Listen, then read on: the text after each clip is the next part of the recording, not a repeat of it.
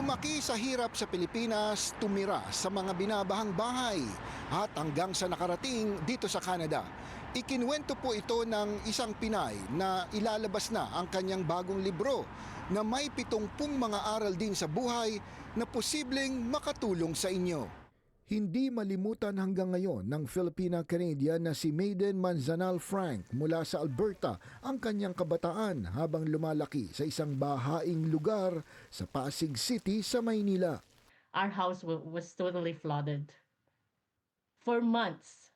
And to me, that was like, wow, we stayed here, we survived, we even you know, we cope with it day in and day out, going to school in a makeshift rubber boat, kind of just being fetched by people who would pick us up from the street down to our house, and being given donated expired donated goods. Is like, wow, that was a lot to take. Pero ang mga pagsubok na ito ang nagpatibay sa kanya lalo na nang tumuntong ng Canada noong 2010. So I look back at the time and we had nothing at all. It's just rice and everything. Rice to eat, nothing at all. We don't have all these, comforts, modern comforts that we call it in the 80s and 90s growing up. And to me, that was sort of like, looking back, it was a blessing to be, in that situation where we don't have so much of that, comforts, but we are rich in wisdom, we are rich in character building.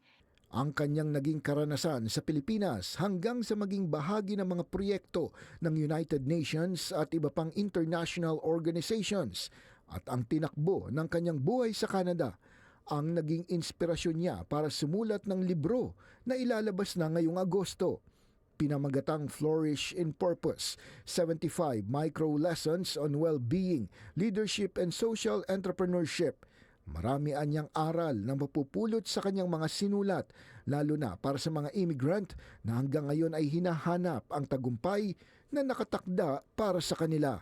They really believe that, they're not sufficient enough, they don't have the knowledge, don't have the money, they don't have the face, they don't have the accent, all sorts of excuses not to perform well and just show up. Because sometimes showing up is the first thing that you should do to be able to get all these opportunities.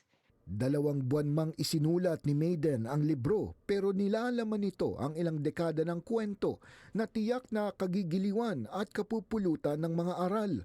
Para din daw ito sa mga kababayang ang pakiramdam ay tila hindi sila nabibigyan ng magandang pagkakataon at walang nangyayaring tagumpay sa kanilang buhay.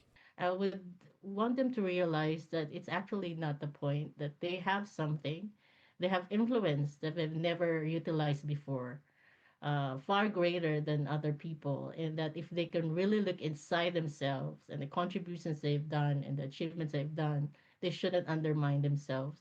Maaari anyang mabili ang libro sa Amazon at may opsyon na bumili ng aktwal na libro o di kaya'y digital e-book. Magandang suriin anya ang 75 mga aral sa buhay na kanyang isinulat at baka ilan dito ang maging susi para makuha ang inyong inaasam na pangarap at tagumpay dito sa Canada. Ron Gagalak, Omni News Toronto.